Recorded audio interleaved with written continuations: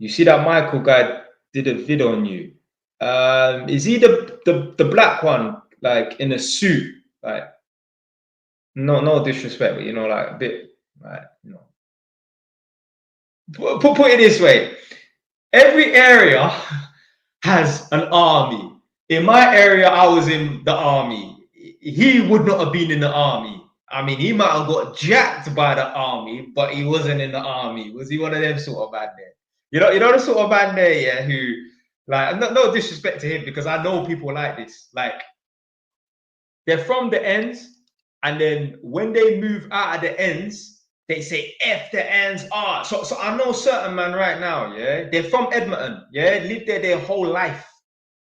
And when Edmonton comes up in conversation, they're like, oh, F Edmonton, it's a dump, whatever and that. All right, yeah, Edmonton is a dump, yeah? Edmonton is not no posh place in that.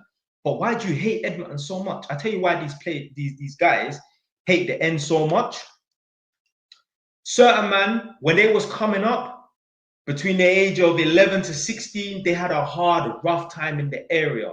They were scared. They were not a part of the 18. They were not a part of the army. So they were victims. They were sheep to the wolves and that.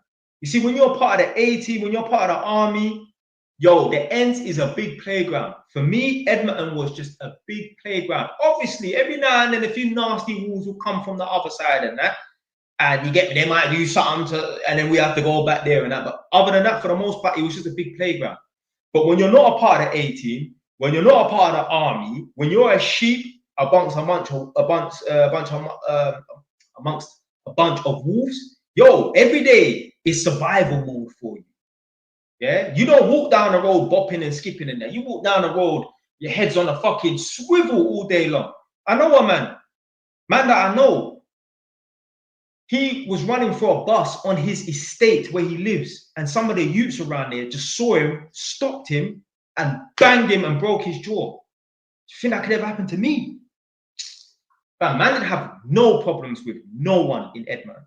Yeah, the only times I had problems with people in Edmonton was my friends, because a man might take my little young buck's bike, yeah, and I'm like, yo, give him back. And like, no, man, it's just a stolen bike. Nah, and we're fighting over this bike. Like, it's just dumb little things, yeah. But man was no victim to no one in my area, no way.